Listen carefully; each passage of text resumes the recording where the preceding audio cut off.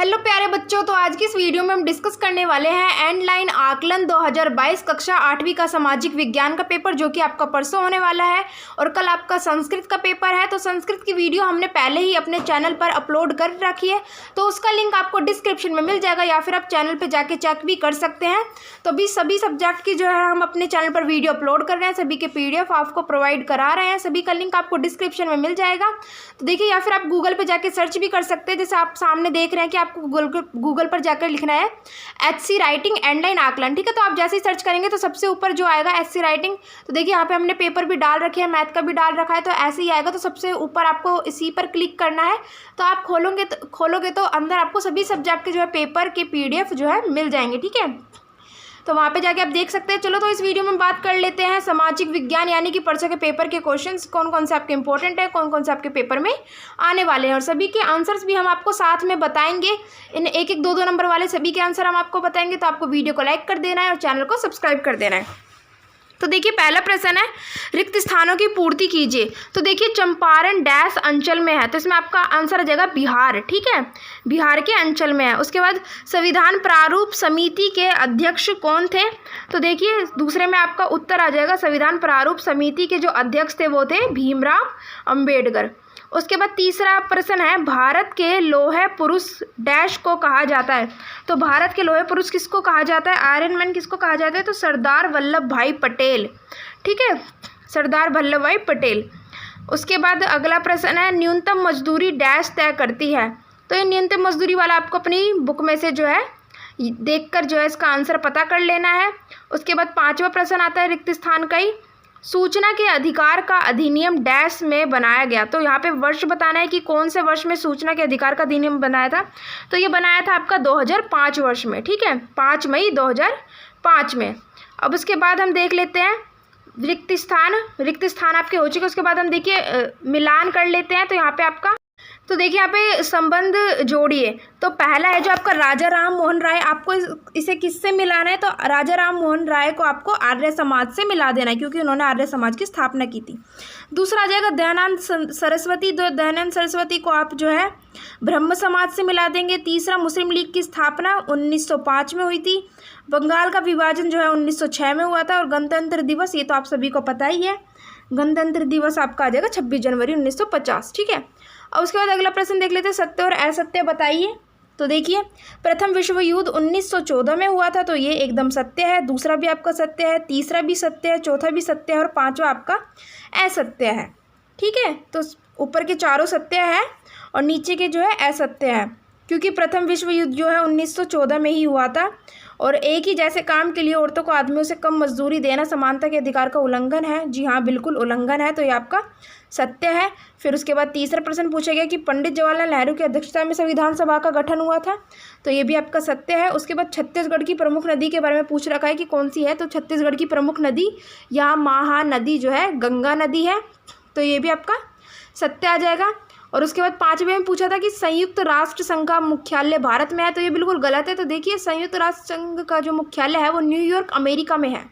तो अगर यहाँ पे अमेरिका होता तो ये आपका सत्य हो जाता, और अगर भारत में बता रखा है तो ये आपका असत्य है, यानी कि गलत है। उसके बाद 2-2, 3-3 नंबर वाले प्रश्न देख लीजिए। विदेश नीति क्या है? तो इसमें आपको जो है लिखना है विदेश नीति के बारे में। अपनी पाठ्य पुस्तक में से देख के आप ये इन आंसरों को जो है तैयार कर सकते हैं। अगर कोई आंसर आपकी चैप्टर में नहीं है जो आपके पेपर में आने वाले हैं, तो उस क्वेश्चंस को आप छोड़ सकते हैं। ठीक है, और जो भी क्वेश्चंस रह जाएंगे उसको हम अगली ही वीडियो में डाल देंगे पार्ट 2 में, तो आप चैनल को सब्सक्राइब कर लें। उसके बाद प्रश्न नंबर 5 देख लीजिए, ट्रांसजेंडर क्या है? ठीक है, उसके बाद यदि सरपंच समझौता नहीं करता तो क्या किया जा सकता है? उसके बाद अगला प्रश्न नंबर 7वां, सरपंच से जानकारी नहीं मिलने पर मजदूरों ने क्या किया? प्रश्न नंबर 8वां, ट्रांसजेंडर को क्या क्या अधिकार प्राप्त है? तो यहाँ पे ट्रांसजेंडर के जो आपको अधिकार लिखने हैं। प्रश्न नंबर 9वां, पता करो कि हमारे देश में विश्व बैंक से प्राप्त राशि का उपयोग किन क्षेत्रों में हो रहा है? तो ये आपको जो है इन क्वेश्चन को आप थोड़ा थोड़ा बना के भी लिख सकते हैं, और बुक में दे रखे तो उन्हें याद भी कर सकते हैं। प्रश्न नंबर 10वां देख लीजिए, जमींदारी प्रथा खत्म होने से छोटे किसानों और मजदूरों को क्या क्या लाभ हुआ है? तो जितने लाभ लिखने हैं आपको उतने पॉइंट आप डाल के लिख देंगे। ठीक है, उसके बाद अगला प्रश्न देख लीजिए, तो अगले प्रश्न जो है 5-5 नंबर वाले हैं। सरकार ने कानून बनाकर ज़मीन की सीमा क्यों तय की, इससे भूमिहीन किसानों को लाभ क्यों नहीं हुआ।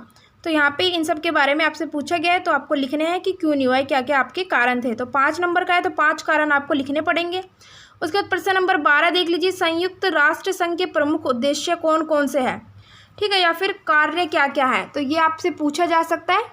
तो 5 नंबर में पूछा गया ये प्रश्न भी आपका। तो 5 कार्य जो आपको 5 उद्देश्य पूछे गए हैं, तो 5 नंबर में 5 पॉइंट आपको उद्देश्य के कर लेने हैं। और इस तरह से आप अगर आप पॉइंटों में आंसर लिख के आएंगे तो आपको पूरे नंबर मिलेंगे। प्रश्न नंबर 13 देख लीजिए, फूट डालो नीति का क्या अर्थ है। तो फूट डालो नीति के बारे में आपको लिखना है कि ये अंग्रेजों की नीति थी, ठीक है। तो अंग्रेजों ने इस नीति को अपनाया था, तभी जाके वे भारत पे राज करके गए थे। उसके बाद अगला प्रश्न देख लीजिए, न्यूनतम समर्थन मूल्य क्या है। तो इसका अर्थ आपको बुक में से देखने को मिल जाएगा। बुक में से देखने के बाद अब तो ये 1-1, 2-2 नंबर में आ सकते हैं, अर्थ पूछे जा सकता है। यहाँ पे 5 नंबर में दे रखा था, इसके बारे में आपको ज़्यादा बड़ा लिखना है, ठीक है। न्यूनतम समर्थन मूल्य क्या है, प्रश्न नंबर 14। उसके बाद अगला प्रश्न देख लीजिए, प्रश्न नंबर 15, भारत के लिए अनाज की पैदावार में स्वावलंबी होना क्यों है। तो इसमें आपको जो है कारण बताने हैं कि भारत के लिए अनाज की पैदावार में स्वावलंबी होना क्यों जरूरी है या फिर क्यों आवश्यक है। प्रश्न नंबर 16, यूनिसेफ और यूनेस्को के अर्थ लिखिए। तो यूनिसेफ और यूनेस्को के आपके जो है फुल फॉर्म याद कर लेनी है कि उनका पूरा नाम क्या है और उनका अर्थ लिखना है, ये किस लिए बनाए गए हैं, ठीक है। तो ये आपको कर लेना है। तो इन प्रश्नों को जो भी हम बता रहे हैं सारे इंपॉर्टेंट है, सारे के सारे आपको रेडी कर लेने हैं। और आगे भी देख लीजिए और प्रश्न। तो देखिए यहाँ पे रिक्त स्थान थे, ये हमने आपको बता दिए थे सभी के आंसर 1-1, 2-2 नंबर वाले में। चंपारण बिहार राज्य के अंचल में है। संविधान प्रारूप समिति के अध्यक्ष डॉक्टर भीमराव अंबेडकर थे। भारत के लौह पुरुष सरदार वल्लभ भाई पटेल को कहा जाता है।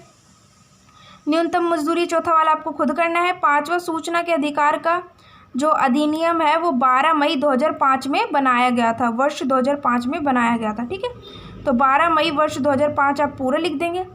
उसके बाद उचित संबंध जोड़िए। तो इन सब के आंसर हमने आपको बता दिए हैं। अगर आपको ये वीडियो अच्छी लगी तो वीडियो को लाइक करें, चैनल को सब्सक्राइब करें ऐसी और वीडियोस के लिए। और पीडीएफ का लिंक आपको डिस्क्रिप्शन में मिल जाएगा। साथ में इंग्लिश सब्जेक्ट की भी वीडियो हम अपने चैनल पर अपलोड कर देंगे। अगर आपको कुछ और डाउट है तो वो भी आप हमें कमेंट करके बता सकते हैं, या फिर आपको कोई भी क्वेश्चन समझ में नहीं आया है तो बता सकते हैं। और साथ में इस वीडियो को अपने दोस्तों के साथ शेयर करें ताकि सभी की जो तैयारी अच्छे से हो सके। Thanks for watching.